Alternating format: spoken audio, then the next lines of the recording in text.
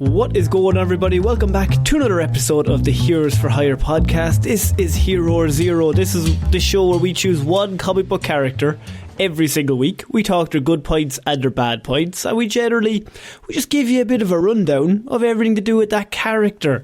I'm joined as always by my best man, Mr. Shaun. Me and Shaun, how's it going? I'm good. A house alarm started going off just as we started recording, so yeah. If that's in the audio, I do apologise. It does kind of sound like you're saying this is an alibi.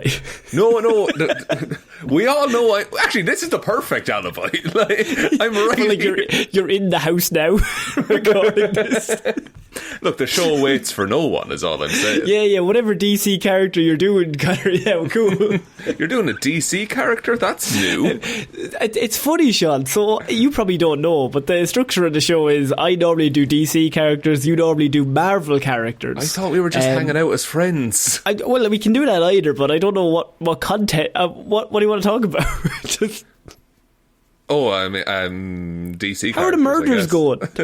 Conor, the alarm stopped. It's fine. I don't have the police after me anymore. They've no suspects. I've got 0 stars. So as I said, yeah, I normally do DC characters. We've done hundreds of these episodes, so if you have a favourite character in comic books, we've probably already done them. If we haven't, just send them in to us. Blue Sky, Twitter, Facebook, yeah, all the usual places you can find. Instagram as well, of course. Just send it in. If we haven't done them, we'll add them to the list and we'll hopefully try and get you a bit of a report. It's just kind of like a little intro to each character. Maybe you haven't heard of them before, because comics are fun. And also, it's not an exact history. It's more of you get the vibe of the character. Yeah, because we're not smart, so it's kind of like not at all. So we're just going to try our best to kind of give you an introduction of some characters that we like. If it's your first episode, you don't have to do anything, just chill out. If it's your second or above, we'd really appreciate 5 stars, a like, a follow, a share, whatever way you want to support the show. We are still doing 150 5-star reviews on Spotify before the summer solstice. It's a long tagline. The 5-star solstice, we're calling it. Don't ask why we picked that date, we just did. So on Spotify, if you haven't given us a review, click on the 3 dots, click on rate show, and then you can just give us 5 stars, or 1 if you want, but like that's harsh. I'm going to be honest, everyone else has given 5 stars. Yes, so we'll all be pointing at you. We're all going to laugh at you. We will, on the show. We'll call you out, buddy. So I decided this week, Shaun, that I would try and mix it up a little bit, because I've been doing a lot of characters that were I don't know, I did Ambush Bug and I did like characters from the 90s that were maybe forgotten. So now I'm going to do a character from the 2000s that is kind of forgotten. Perfect. But is also really cool that nobody's heard of. Okay, I'll be the judge of that, but I trust you. I trust you. Okay. You're a good pal. So this week, Shaun, I am going to be doing a character otherwise known as Manhunter. Okay, now not Martian Manhunter, who we've covered before. Not Martian. No Martian involved in this. Just Manhunter. Just a regular hunter of men. Just a regular hunter of men, and also the 7th, I think, or 8th version of this character. The first version, created by Jack Kirby in the 1940s, was a guy 40s? Called... yes. Jesus. Just a random guy. I think he was just like a detective, like he had chutzpah, and he punched people, and he was a manhunter. He'll bring you a body, kind of a dude. He brings you a body, that kind of situation. And then it turned into, there was a weird moment where it went to space. There was so many of them in like the 60s, 70s, 80s, 90s. And then in 2004, Mark and Draco and Jesus Size, they decided to put out their Manhunter Volume 3 number 1. And what this issue was is a brand new Manhunter, and it was played by Shaun, wait till you hear this, a woman. A superhero. No, you're confusing the song Man-Eater, Conor. Sorry, I was thinking of Nelly Furtado, actually, right? So the way I would write this down is why, character name, by the way, Kate Spencer. And what makes this character so cool is it's just 4 words that really kind of sum her up. It's just mother, prosecutor, superhero, badass. Were the 4 ones that really kind of sum up the character. Pretty good. We talking single female lawyer kind of stuff? We're fucking talking, yes. Hell yeah. Okay. Ally McBeal style. So, look, you aren't actually supposed to even like Kate at the start. She's written as, look, she's not very nice at the start. You're reading the issues, and I've read them, and I'm kind of like, kind of coming across a bit mean in a lot of it, but you end up being on her side after a lot of the issues once you see everything that's gone on. So she's out of line, but she's right. Yeah, she's a bold. No, what's the phrase? She's a wild card, but you're glad she's in our deck. Yeah, she's a wild card, but I'm glad she's in our deck. You know me too well. So if you disregard Gotham City, most cities in the DC universe have 1, maybe 2 heroes. So Superman, Metropolis, Green Arrow, Star City, Flashes and Keystone, yada yada yada. But you don't really get superheroes in real life cities, except in this hero, because Los Angeles finally gets their own vigilante with Manhunter here. She does eventually actually just become the DA of Gotham halfway through. Of course. Look, Gotham doesn't have enough DAs. Fuck you, Los Angeles. Harvey Dent has gone mad. We need another one. So the Manhunter superhero title, as I said, goes back to the 40s. A half a dozen men have donned the uniform, and even had Manhunter robots at one stage. However, in 2004, Kate Spencer, the best federal prosecutor in Los Angeles, took a shot at the mantle. And Mark Andreyko, the writer for the series, made Spencer into someone both. She's incredibly flawed as a character, but really, like, that's what makes the issues so good. It's actually, I've read the issues, they're really, really good, and it's a character nobody's ever heard of, and I'm like, this is really great. It got cancelled twice, and the first time it got cancelled, the fanfare brought it back in 2006. They were like, this character is really loved. That's really cool. And also, like, for comics in the early 2000s to be like, hey, we want the comic about the cool lawyer, that's a nice call for them to make. Yeah, so I mean, as I said, she's flawed, but she's incredibly loved. She's wildly insecure, yet horribly overconfident. So she smokes. She can barely muster being a subpar mother to her 6-year-old child at once for a few start issues. However, you kind of root and care for her, like, so much. Even reading the issues, you're like, and is it like an underdog thing, or just like, she's giving it her best? Like, it's one of those where you know she's flawed, and she knows that she's flawed, but she's also like just trying. She's trying her best. I'm getting Jessica Jones vibes out of the game. Very Jessica Jones vibes of just like, it's just a character, like, and she does have a few Punisher traits later on. Right, okay. But not so far in that direction, because she's always just trying to do the right thing. But she's willing to go to Punisher levels, if that makes sense. So you've got a Jessica Jones, Matt Murdock Punisher on your hands. Kind of a vibe, if you want to put a Marvel spin on it, yeah. And I do. And we get to see, like, the progression of Manhunter as a beginning superhero into, like, a capable powerhouse. And so it's a really good classic origin story of frustration at the justice system being inefficient. Means she's got to take matters into her own hands, Shaun. Criminals are just getting right back out on the streets. Everyone's paid off. There's so many dirty cops in this city. God damn it. I don't know who to trust. Slow drag and a cigarette. Kate's life wasn't easy at all. She was born the daughter of Walter and Lydia Pratt, a couple that wasn't exactly on, like, not on the rocks. But when she was just a little girl, Walter, her dad, killed Lydia, her mother, and was arrested, leaving her alone. No, he definitely killed her. Yeah. That's case 1 solved, folks. She's already 1-0. She's only 6 at the time. She grew up developing a deep strength and trust in herself, always believing that she could rely only on herself. Because of her father's actions, she decided to change her name to Spencer, which is her mother's name, and she married a novelist and had a son with him called Ramsay.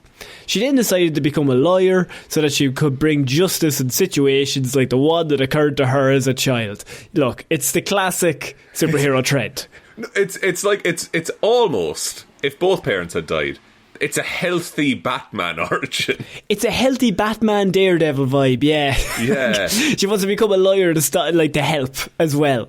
Unfortunately, her passion for her work brought her to sacrifice her family life, which caused her to get a divorce from her husband, and then she becomes Ramsay. Then stays with the husband, so she only has like part-time viewership with him. Stuff. Yeah, exactly. So, but they develop like a really awkward relationship. So that's what makes her also super unique. That you don't really see that in comic books, of like a single mother who's just tried her best, but she's also aware that she's not the best mother, but she's trying, but she's also simultaneously trying to be a hero. And also, and she's written like a person in that, like, she has stuff in her past that affects her, you know? Oh, the one thing that comes across in all of this is that she's the most realistic human that you read in all of these issues, because it's just like a general person who's just had some bad shit and has some baggage and is just trying to do some good. She kind of sounds real interesting without being a superhero right Exactly. Now. So she becomes DA, but also under professional point of view, her life begins to fail her expectations. So she becomes a lawyer to bring justice, but she was only able to witness helplessly as criminals eluded justice itself constantly and gained freedoms. And so the final straw for Kate arrived when she was unable to incarcerate the vicious villain otherwise known as Copperhead. Now, Copperhead, bad dude. He was... How do I talk about Copperhead? Man who gets turned into snake-like monster. Think of Doc Ock. Not Doc Ock. Killer Croc. Okay. Right, yeah. but more snaky. More snaky. He's a mass murderer and a cannibal, so not great. But Copperhead avoids the death penalty after killing an incredible amount of people because the judge recognised him as a victim of genetic anomaly. For that, they mean that he was just a regular man, and then he takes this thing and it turns him into a monster. So is he responsible for what he does when he's in the monster form? It's true. That is true. It doesn't mean he should just get off free, though, I would think. No, he skips out of the courtroom, Sean. He's grand. What? Wow. Why did they just let him go right then and there? He's president. A week later. He comes out and he just gets away. So he gets taken away just to kind of by the police just after he gets like a not guilty. Copperhead then kills the 2 guards that are meant to be watching him, walking him out, even though he's now free because he's a cannibal, and he escapes. Determined to stop the criminal, Kate, she's fuming at this point. She's like, we let him out and immediately he just went back to killing people. She breaks in to the police station, which probably the DA doesn't have to break in.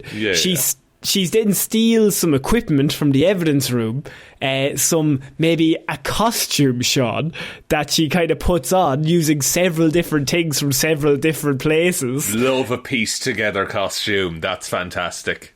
Yeah, a thrown together outfit always, and it always makes it more endearing as well. Like, just she's trying her best, and so she puts it together, this outfit.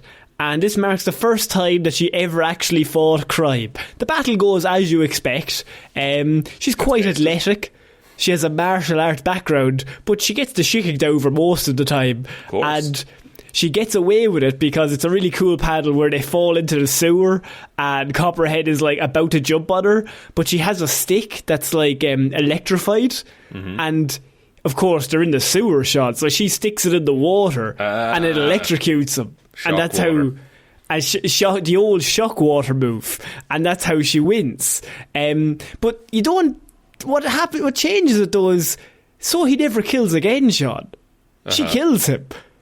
She actually kills the man. Oh, kills Copperhead. Just wild. The introduction then is the police coming down into the sewers and they find Copperhead's body and his neck cut with Manhunter written on the wall. That's the comic cover. Oh shit, so she wants them to know. How does she feel about... She's fully broken the law right there. See, it's a really delicate situation. It's explored a lot more as the issues go on, because it depends on kind of her mood.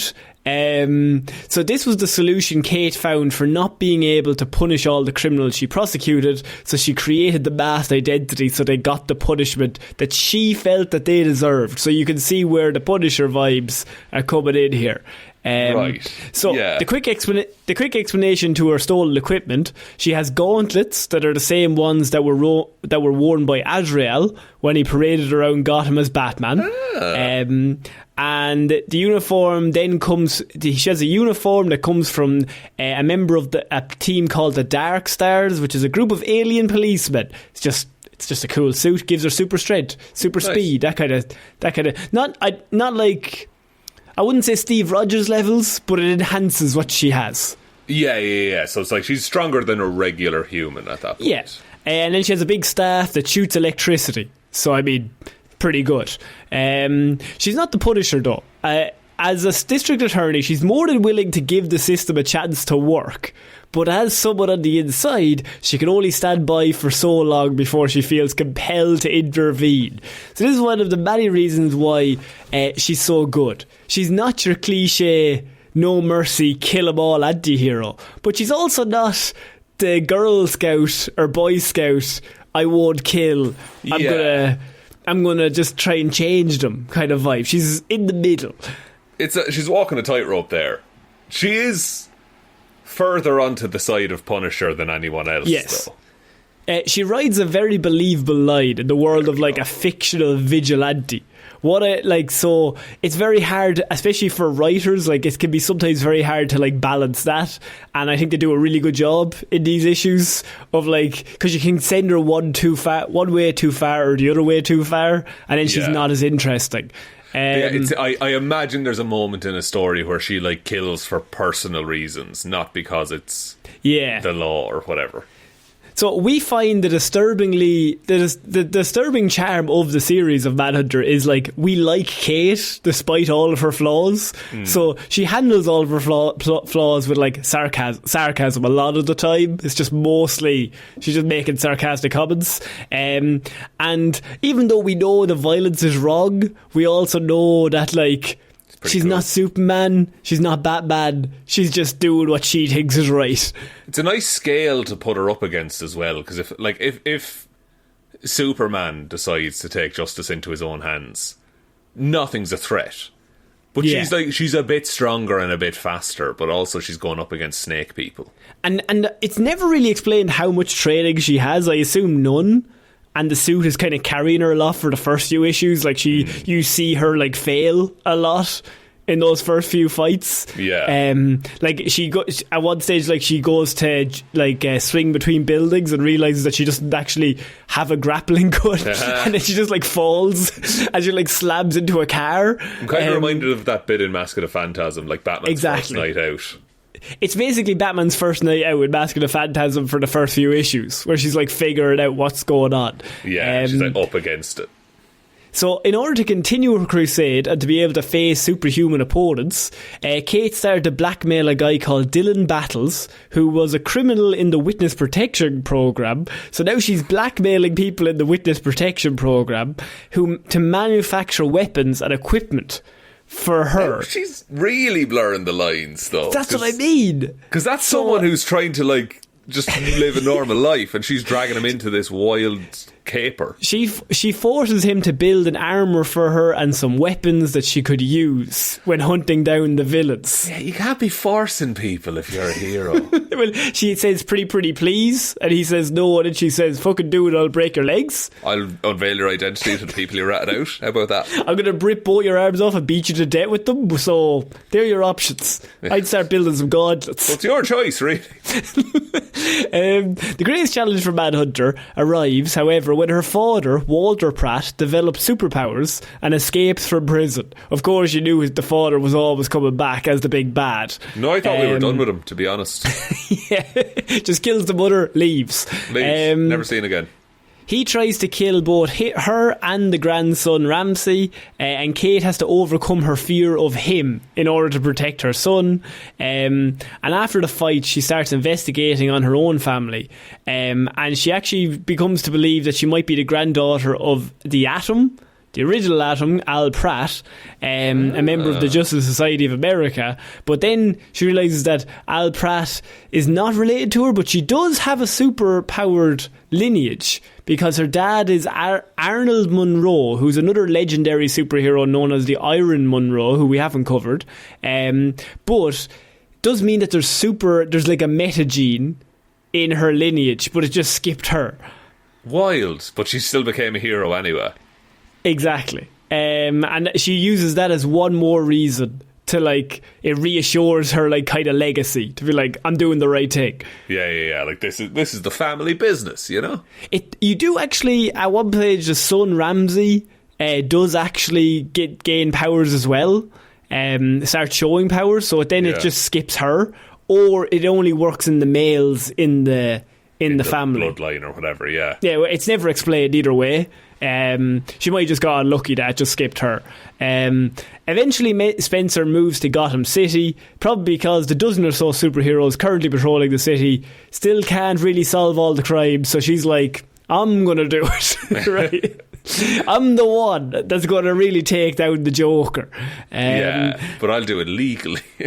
So I think right off the bat, the biggest accomplishment that Andreyko and the co-creator and artist Jesus make is that, as I mentioned, Kay is a character. Unlike many characters, especially the female ones that we kind of cover, is that she's a lawyer, a divorcee, and a single mother. So her suit actually looks like that. So by that I mean she doesn't have the physique of, say, some of the other female superheroes that we've covered here, which kind of defy physics in most ways. Yeah, which are drawn a certain way for a certain reason a lot of the time. Her costume doesn't involve any, like, high heels or, like, midriff that's exposed. Anyway. She's just, boob window is what you're saying. She's armoured up. She's built for purpose. Like. She's built for fighting. She wears a costume that fully protects her, and the costume fits Kate and her personality as much as, like, the reality of her lifestyle, rather than like a fantasy comic book adventure. And that's what really kind of works for her, is that it's like a real world, and that Andreyko, the writer, kind of creates with this. And it's obvious to anyone his affection for the character and his care and focus in creating her. The results are really good in terms of all the issues, because it really comes across when you're reading it. You're like, yeah, this is real. This is a character that actually makes sense. Yeah, like, this is how this person would behave in this situation. If you were a lawyer who fought criminals, you would armour up. Like, who also, like, didn't have, like, superhuman speed or strength or anything. You're just like, you're going out with a big staff that's electrified. Yeah, you're like, I'm going to take every precaution I can here. Yeah, a cool story is that she actually served as Wonder Woman's lawyer in the legal investigation into the death of Maxwell Lord, that time that Wonder Woman did some bad things to Maxwell Lord. And after that, she continued her connection with a lot of the superheroes, as she was also invited to join the Birds of Prey at one point. That's fun. So, because of course she's in Gotham City at that point, she's around, Oracle sees her, invites her into the Birds of Prey, and she kind of fits in. It's actually a really good fit for the team. There's a story that follows later on, that some years later, approximately 15 years after this, she's still active as the Manhunter, and Dylan Battles is still making her suit, but her son Ramsay she gives him a suit of his own, designed by Battles, so that he can pursue a hero career like he wanted, because he has a meta gene in him as well. So he has some superpowers that they want to use. So he's like 20 or something at this point? He's about 20 at this stage. Nice. That's fun.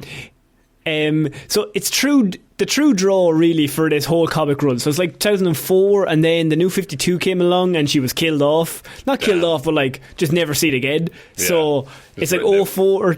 It's 04 to 09, I think, is the run. And it's just like a really small, it's like a 5-year run that's really, really good. The true draw really is that she's such a flawed character, as I mentioned. Kate Spencer, she smokes, she curses, she never has enough time for her kid. But they kind of use this as her, like, some of her greatest assets. She's not perfect, but you can see her working, you can see her putting in the work. And like when everybody else is so polished in the DC universe and everybody else is like looking so good, she's a breath of fresh air because she's just like one of us on the page who's like just trying to do things. She's always just tried to be as good as she can be, but not perfect. Yeah, and she knows that as well, but doesn't stop her from trying. Where she could, if she wanted, I'm sure, turn to using those powers for bad. But she doesn't. Of course. Yeah, and I think even some of the earlier things, like you're like, oh, she's a really bad mother in terms of like like she forgets to pick up the child, or like does all the usual, like it's the Peter Parker stuff with MJ, but with the kid, so it matters more. It hits a bit harder, It hits a bit harder kind of thing.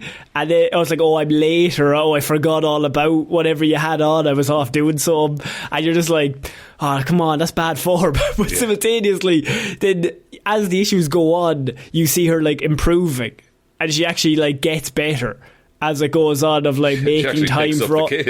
No, she like makes time for all these things in her life. The issues work really well. The surrounding cast around her are all really interesting characters as well. So like it really works because they all come across as quite real as well. That like they're all kind of bouncing off each other. Yeah, it sounds like a story that doesn't necessarily have to take place in the DC universe either. Like it could just be a one shot of here's this absolutely. Character. Yeah, so if you haven't read the Manhunter issues, I definitely would. I think there's 30 of them. That's not bad. You can catch up on that quick. It was really weird. I think they got to like issue 25 in like 2006. That was when it was cancelled, and then it was brought back, but like it was a year and a half later. Probably New 52 was maybe coming up or something. So that was like 07 by that stage, so they were already kind of thinking of New 52, but simultaneously a year and a half is a long time between issues.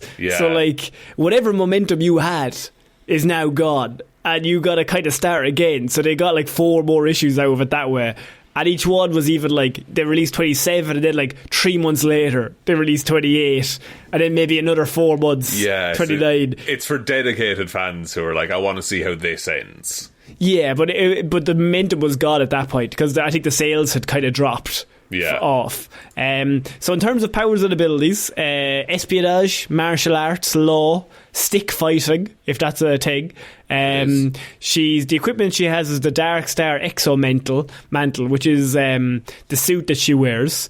And it's now customised to her specifics, so it allows Kate certain abilities, including superhuman strength and superhuman durability. So she's able to withstand a lot. She's got some strength that kind of overcomes. I kind of think of it as like the Batman Beyond suit.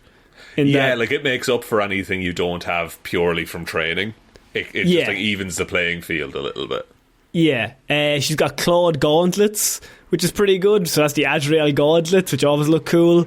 And the power baton, which is a power staff actually from a previous Manhunter that she got. Fun. And the trivia I have is, as I said, she's the only member of her family to not have superpowers. Her great-grandfather was given powers by a serum injection. Classic. That was the 50s. It's a classic 50s. Her grandfather and father and son all developed the superpowers naturally. As I said, it could just be the male members of the family or just skipped her.